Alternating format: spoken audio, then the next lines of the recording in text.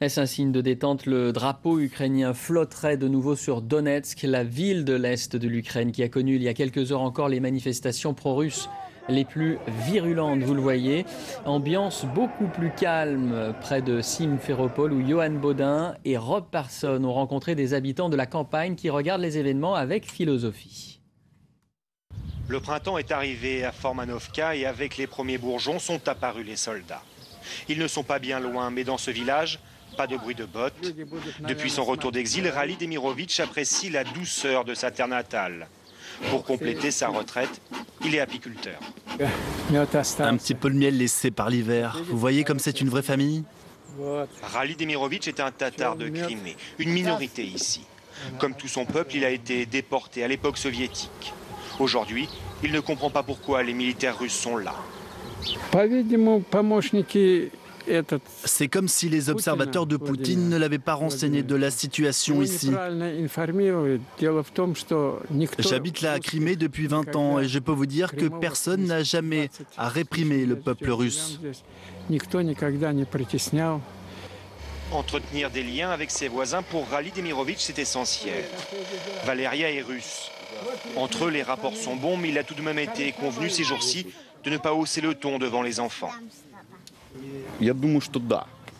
Pour moi, c'était d'abord la Russie et puis après l'Ukraine. Alors bien sûr, la Crimée pourrait être une partie de la Russie. Dans ces campagnes, on s'est toujours épaulé par-delà les communautés et surtout efforcé de maintenir les fragiles équilibres. Il y a quelques jours, la femme de Rali Demirovitch a été invitée à partager les crêpes du Mardi Gras. Aujourd'hui, c'est elle qui prépare les bourreks et va les offrir à Misha, un Russe, marié avec une Ukrainienne. Des plats pour chasser les tensions venues de l'extérieur, car la crainte est apparue que la confiance puisse être perdue. Ce n'est qu'un petit village, mais à lui tout seul, Formanovka incarne cette mosaïque ethnique qu'est la Crimée. Ukrainiens, Russes, Tatars, vivant côte à côte, voisins, parfois amis depuis des décennies, mais ici, tous ont une vision de la Crimée déterminée par leur nationalité. Les 28 dirigeants européens sont donc réunis en ce moment à Bruxelles pour un sommet extraordinaire sur les événements en Ukraine. Frédéric Simon, vous suivez pour nous ce sommet dans la capitale européenne. Frédéric, François Hollande, à son arrivée, a parlé de pression sur la Russie, mais pas de sanctions. Est-ce que ça veut dire que l'Europe a parlé trop vite il y a quelques jours ? Écoutez, oui, mais dans un premier temps, le premier sujet qui sera sur la table, c'est bien sûr celui de l'Ukraine et la présence du Premier ministre Yatsenyuk, qui est aujourd'hui hautement symbolique. Rendez-vous compte, un Premier ministre plutôt en exercice, intérimaire qui n'est pas reconnu par les autorités de Moscou, qui est reçu en grande pompe ici à Bruxelles, au même titre qu'un autre chef d'État ou de gouvernement. C'est un véritable camouflet qui est infligé ici à Moscou par les dirigeants européens. Et ces dirigeants ne vont pas s'arrêter ici.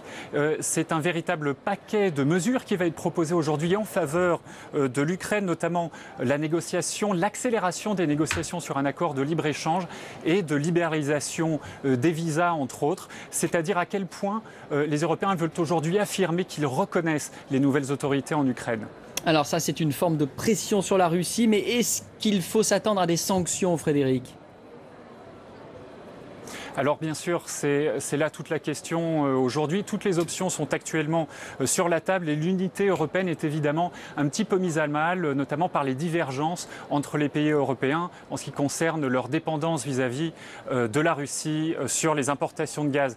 Il y a aussi des réticences britanniques qui ont été exprimées. Ceux-ci craignent une fuite des capitaux russes investis sur la place financière de Londres. Mais les dirigeants européens se sont employés ce matin à minimiser ces divergences. Pour David Cameron, l'Europe doit montrer la plus grande fermeté face à la Russie, envers ce que tout le monde qualifie ici d'une agression russe en violation flagrante avec la Charte des Nations Unies. Le sentiment dominant ce matin, c'est celui d'une assez forte détermination. En fait, si l'Europe devait laisser faire en Crimée, eh bien d'autres pays pourraient suivre, comme la Moldavie. C'est ce qu'a souligné ce matin la présidente lituanienne en arrivant au Conseil européen. Frédéric Simon, en direct de Bruxelles. Merci Frédéric. Pression de Bruxelles, pression de Washington. Les États-Unis et John Kerry vont tenter aujourd'hui à Rome de convaincre le Russe Sergueï Lavrov. à Zaporizhzhia, ville russophone du sud-est de l'Ukraine. C'est un tout autre décor. On est bien loin de tout ça, vous allez le voir. Les habitants sont à majorité russophones, mais pas forcément russophiles. Reportage Jonathan Walsh et Gulliver Krag. Des drapeaux russes flottent devant la mairie de Zaporizhzhia. Une poignée de manifestants sont venus dénoncer le nouveau régime ukrainien. Certains n'hésitent pas à demander ouvertement l'aide de Vladimir Poutine. Nous sommes en danger, désarmés et menacés. Et quand nous sommes en danger, bien sûr que nous demandons l'aide de la Russie. Merci Poutine et merci la Russie. Nos familles et nos amis vivent là-bas. Mobilisés en vue d'une éventuelle attaque russe, ces réservistes de l'armée ukrainienne se sont rassemblés devant une caserne. Ils ironisent face à de telles réactions.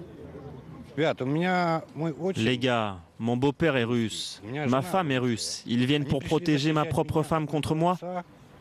Ces hommes ne veulent pas d'un conflit avec la Russie. Mais pour eux, l'action de Poutine en Crimée est injustifiable. La plus grande partie de la population parle russe ici. Mais quand ton voisin vient chez toi et te dit comment et avec qui tu dois vivre, ce que tu dois faire, alors là, ça ne va plus. Au même moment, une rumeur persistante fait le tour de la ville. Des activistes pro-russes venus de l'extérieur pourraient prendre d'assaut le siège de l'administration régionale. Alors, comme à Kiev, les groupes d'autodéfense se mobilisent. Après ce qui s'est passé dans d'autres régions, nous savons que la menace est réelle. Et pour le moment, la police ici ne s'est pas encore remise de tous ces événements. Ils sont démoralisés, ils ne peuvent pas vraiment remplir leur rôle. Donc pour moi, c'est normal que les unités d'autodéfense interviennent. L'attaque n'a finalement pas eu lieu. Zaporizhzhia, ville industrielle de l'Est ukrainien, vit au rythme du bras de fer engagé par Moscou.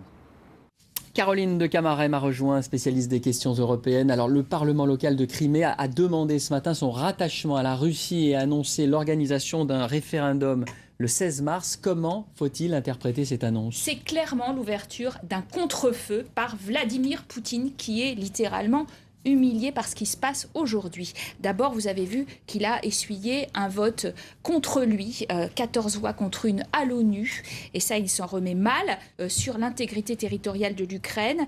Évidemment, il est aussi attaqué sur son prestige, puisque les 28 et les Américains disent qu'ils vont boycotter à Sochi le G8 et peut-être même l'exclure de ce club des plus riches auquel il tient beaucoup.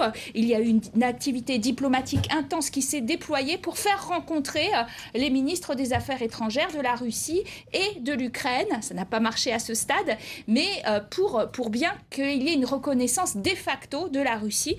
Donc on voit bien que Européens, Américains se bougent et lui ouvre un contre-feu en Crimée, vous l'avez dit. Le Parlement dominé par les pro-russes a demandé aujourd'hui l'organisation pour une date qui a été très avancée, dès le 16 mars, d'un référendum pour ou contre le rattachement à la Russie. Il y a eu des rassemblements aussi concurrents à Donetsk et on voit bien que c'est une agitation pro-russe qui est véritablement l'atout majeur de Vladimir Poutine, mais qui peut aussi s'avérer dangereuse parce que on ne sait pas jusqu'où ça va s'arrêter. L'émissaire spécial de l'ONU, Robert Cherry, a dû retourner sous escorte à l'aéroport après avoir été retenu par des groupes armés.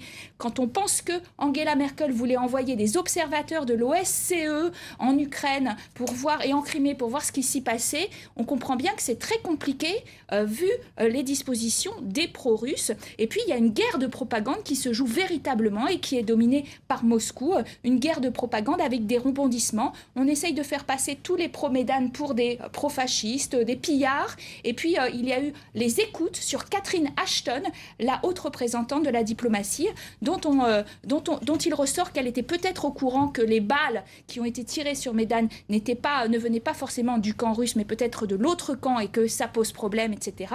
Mais on voit bien que tout cela est orchestré par une Russie qui est véritablement attaquée dans ses prérogatives. Alors l'Europe est réunie, on l'a vu, à Bruxelles. John Kerry est ce jeudi à Rome, il va croiser la route du russe Lavrov, on l'a dit. Deux diplomaties complémentaires, deux diplomaties en compétition? Alors ils sont complémentaires en tout cas sur la préservation de l'intégrité territoriale. On voit bien ce front diplomatique. En revanche, sur le style, la rhétorique américaine est beaucoup plus va-t-en-guerre. Ça n'est pas leur précaré. L'Ukraine, c'est bien loin des États-Unis et on voit bien que côté européen, on favorise davantage le dialogue. Les Américains voudraient des sanctions ciblées sur les responsables russes en particulier. Les Européens s'inquiètent des dommages économiques puisque les économies sont très liées.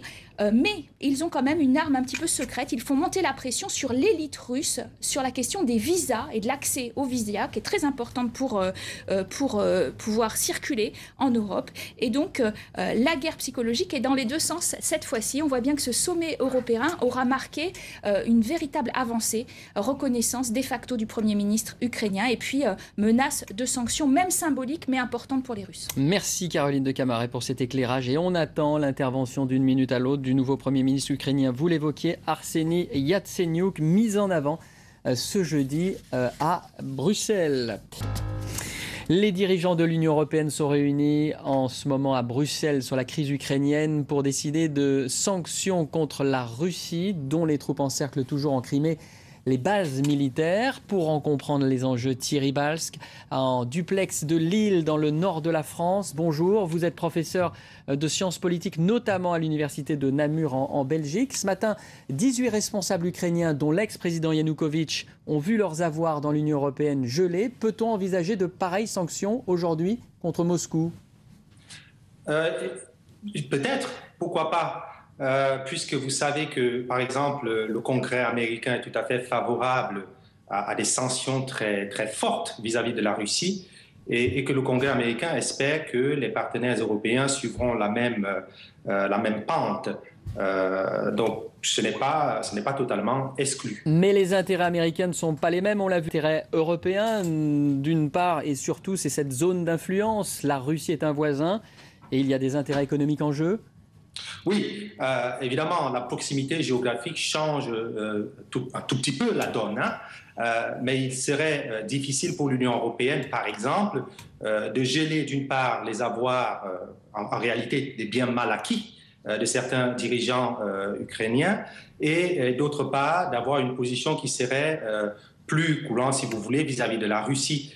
Il y a une question de cohérence, si vous voulez. Peut-être que ça ne sera pas la même tonalité qui ressortira en termes de sanctions que ce qu'on aura du Congrès américain si jamais ça se produisait. Mais il faudra un moment que l'Union européenne, si jamais la Russie ne changeait pas de ton, adopte peut-être une autre posture. Quels sont les pays qui freinent au sein de l'Europe ? Quels sont en gros les intérêts en jeu pour l'Allemagne, la France ou encore la Grande-Bretagne ? Jusque-là, on peut dire que les divergences fortes ne sont pas entendues. Telle sortie. Vous avez évidemment la question récurrente qui est souvent celle du gaz. On sait bien qu'il y a peut-être d'autres possibilités de la contourner, même si ça peut prendre du temps. Jusque-là, on peut dire que les partenaires européens, notamment les 4 grands qui sont aussi membres du G8, on peut dire que jusque-là, il y a un certain chorus, il y a un certain accord pour parler d'une seule voix. Parce qu'à partir du moment où vous aurez une première fissure dans ce camp, vous verrez que la Russie prendra cela évidemment à la légère.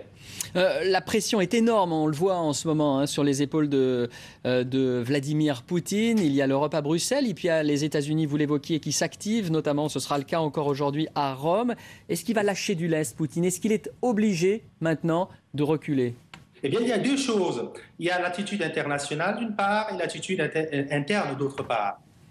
Au niveau international, évidemment, vous avez une pression forte avec notamment l'envoi par les États-Unis de F-15, justement, au niveau des États baltes pour surveiller l'espace aérien et essayer aussi de montrer à Poutine qu'on passe déjà de la parole aux actes. Mais vous avez au niveau interne un soutien très fort. Depuis 2 ans, c'est la première fois que Poutine voit sa propre popularité atteindre des scores qui sont tout à fait intéressants, enfin, qui feraient pâlir d'envie certains des dirigeants européens, 67% d'opinion favorable, mais aussi 71% de personnes en Russie qui considèrent qu'il faut avoir une attitude très forte vis-à-vis de ce qui se passe en Ukraine. Donc vous voyez que là, Poutine, au niveau interne, se sent plutôt renforcé, alors que les difficultés économiques internes le mettaient dans une position délicate. La question ukrainienne a plutôt tendance à lui redonner à lui donner une nouvelle position plus enviable, si vous voulez. Quelle solution permettrait une sortie de crise par le haut pour tout le monde ? L'accord du 21 février entre Yanukovych et l'opposition qui prévoit notamment des élections anticipées ?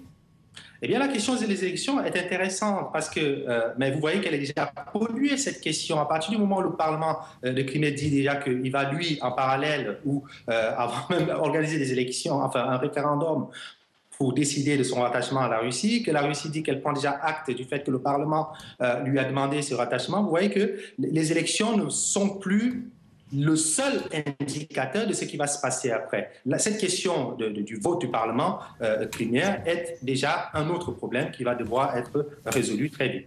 Votre commentaire sur cette demande du Parlement local de Crimée sur un rattachement à la Russie, que faut-il en penser? C'est une manœuvre dilatoire? C'est un coup de poker de Moscou? Vous pouvez l'interpréter de plusieurs façons. La première façon, c'est de considérer qu'évidemment, le Parlement n'a pas décidé tout seul et que c'est en concertation, puisque vous voyez que depuis l'interview de Poutine, qu'est-ce qu'il dit? Il dit, si on nous demande d'intervenir, vous pouvez en déduire que si on nous demande un rattachement, nous serons preneurs. Dernière question, votre commentaire aussi sur la mise en avant, on va dire, à Bruxelles du nouveau Premier ministre ukrainien, Arseniy Yatsenyuk. On sent que les Européens le poussent sous le feu des projecteurs. Est-il légitime? Écoutez, vous voyez que d'abord le gouvernement lui-même, certains ont dit que dans la mesure où c'est le Parlement qui avait décidé la destitution et donc tout l'ensemble de la procédure, donc il est à ce moment-là légitime si on suit cette procédure interne à l'Ukraine. Et puis vous avez l'affichage symbolique qui est de lui dire au final que la communauté internationale, en particulier ici l'Union européenne, l'accueille et est prête à l'accompagner dans ce processus de transition très délicat. Donc je pense que pour les Ukrainiens, notamment pour les pro-européens peut-être, et même pour ceux qui le sont moins, c'est montrer que l'Union européenne a pris, peut-être avec un peu de retard, la mesure de ce qui se passe en Ukraine. Merci Thierry Balzec pour cet éclairage en duplex de Lille. Et on va revenir bien sûr sur ces événements à Bruxelles. Les événements en Ukraine. On rejoint tout de suite Roméo Langlois à Simferopol, l'une des principales villes de Crimée. Roméo, le Parlement de Crimée demande son rattachement à la Russie. Qui est derrière cette annonce et qui siège aujourd'hui au Parlement local ? Oui, et bien derrière cette annonce, on sent bien sûr la présence de Moscou.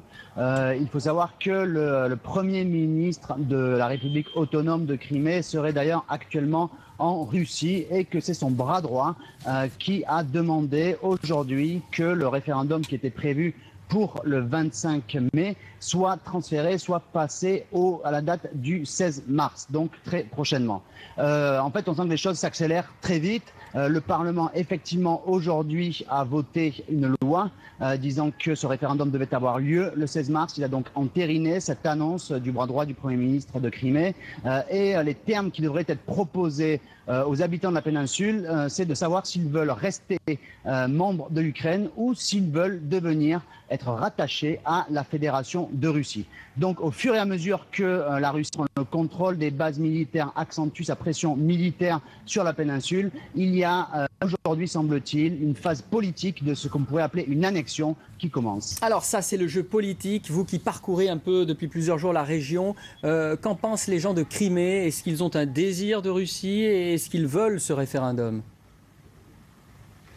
Il semble que la grande majorité, ou en tout cas que la majorité des Criméens soient pro-russes. Je vous rappelle qu'une grande partie des Criméens sont russes. Beaucoup ont également le passeport russe. Ce sont ceux qu'on voit le plus dans les médias, dans la rue. Ils manifestent régulièrement. On les voit brandir des drapeaux russes. Ils sont très actifs sur les réseaux sociaux. Certaines milices pro-russes accompagnent l'armée russe dans son encerclement des casernes. Donc ces gens-là, qui sont les plus visibles. Ce sont ceux qui manifestent le plus. Les opposants au rattachement de la Crimée à la Russie sont depuis plusieurs jours beaucoup plus discrets. Ils confient avoir peur, ils s'inquiètent, ils jouent profil bas. Ils sont une minorité certes, mais une minorité dont il est difficile d'évaluer le nombre. Il y a de nombreux Tatars de Crimée, une minorité, il y a aussi des Ukrainiens.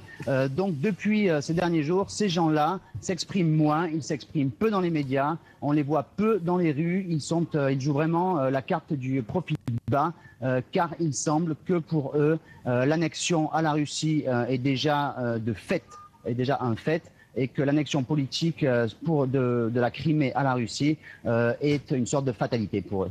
Roméo Langois en direct de Simferopol. Merci Roméo.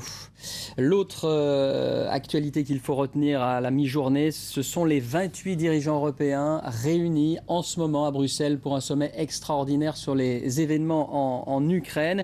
D'emblée, François Hollande a promis la pression la plus forte possible sur la Russie. Mounia Benaïssa. Ils envisageaient des sanctions contre Moscou. Les Européens pourraient s'en tenir finalement à de fortes mises en garde. À l'occasion du sommet extraordinaire sur la crise ukrainienne, les chefs d'État et de gouvernement des 28 réunis à Bruxelles veulent laisser toute leur chance aux négociations entre Moscou et Kiev. Il va y avoir la pression la plus forte possible sur la Russie pour engager un processus de désescalade. Et dans les pressions, il y a bien sûr le recours éventuel à des sanctions. Mais pression pour quoi faire? Qu'est-ce que nous recherchons? Non pas de faire monter une fois encore je ne sais quelle tension, mais au contraire ouvrir la voie du dialogue. Une voie qui reste pour le moment bloquée. À Paris mercredi, les dirigeants occidentaux ont tenté de réunir dans la même pièce les chefs des diplomaties russes et ukrainiennes, sans succès. Le Premier ministre ukrainien dit toutefois vouloir renouer le dialogue.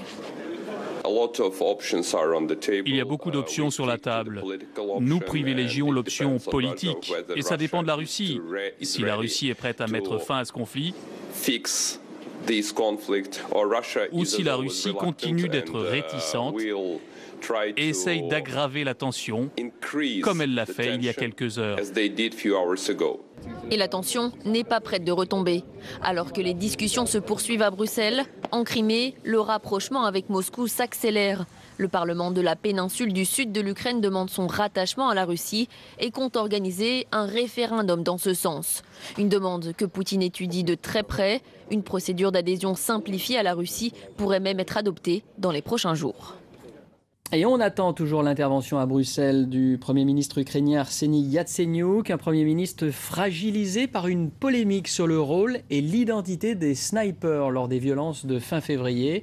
Leurs tirs provenaient-ils des soutiens du régime déchu ou de l'opposition? Une conversation interceptée entre Catherine Ashton et un ministre estonien jette le trouble. Elle a été diffusée sur YouTube. Anna Moreau. C'était il y a une semaine. Un échange classique entre un ministre des Affaires étrangères européen et la chef de la diplomatie de l'UE. Il rentre tout juste d'Ukraine. Catherine Ashton lui demande ses impressions. La conversation dure 10 minutes. Vers la fin, Ourmas Payet se fait l'écho d'une rumeur qui circule alors à Kiev.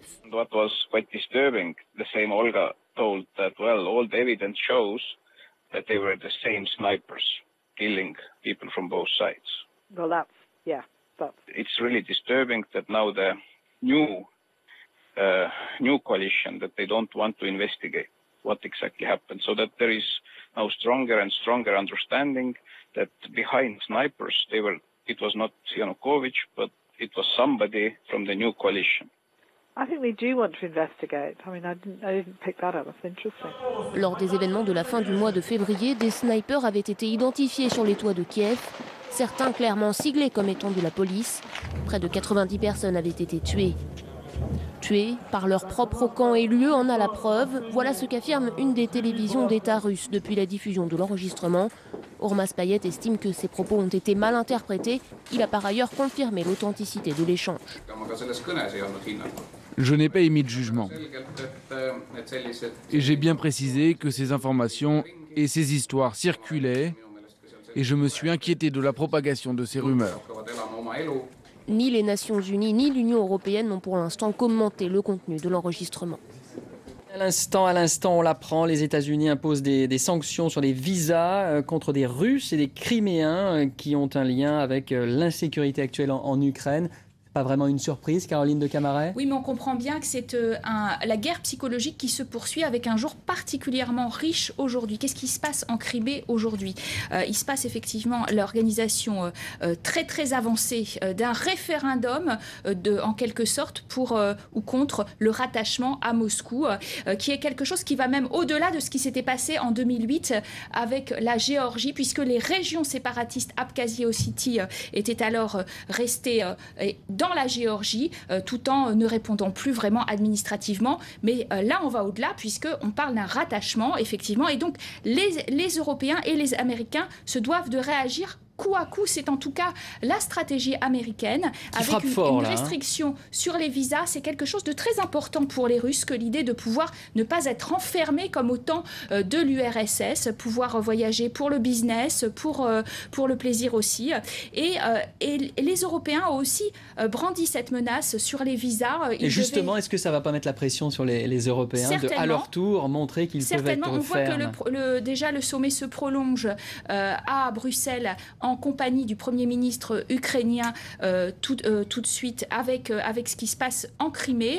Et on voit bien que les Européens ont la possibilité, depuis 2010, ils négocient sur les visas avec Moscou. Ils étaient sur le point de finaliser des visas de court terme allégés, etc. Ce qui intéresse beaucoup les étudiants, ce qui intéresse aussi toute l'élite politique. Et là, en l'occurrence, l'inquiétude est importante puisque déjà 18 responsables ukrainiens ont été désignés comme privés de visa, gel de leurs avoirs, etc. Et qu'aujourd'hui, eh bien, l'élite moscovite qui soutient Vladimir Poutine, on l'a dit, qui est en position de force et qui donc dans son pays a un véritable soutien, pourrait trouver que cela impacte sur leur vie de façon très négative. Donc c'est une inquiétude réelle des Russes et on verra qu'il y aura des rebondissements probablement à ce sommet. Voilà, et on rappelle aussi que cet après-midi, dans quelques heures, John Kerry, l'Américain, retrouvera, ils se sont parlé hier à Paris, Sergueï Lavrov, le Russe, à Rome. Et puis toute dernière information qui nous parvient, les observateurs de l'OSCE bloqués par des hommes armés près de la Crimée. Voilà donc ces tensions qui continuent et qui pourraient même s'aggraver alors qu'ont lieu ces discussions à Bruxelles, à Rome, qu'on suivra évidemment de très près sur France 24.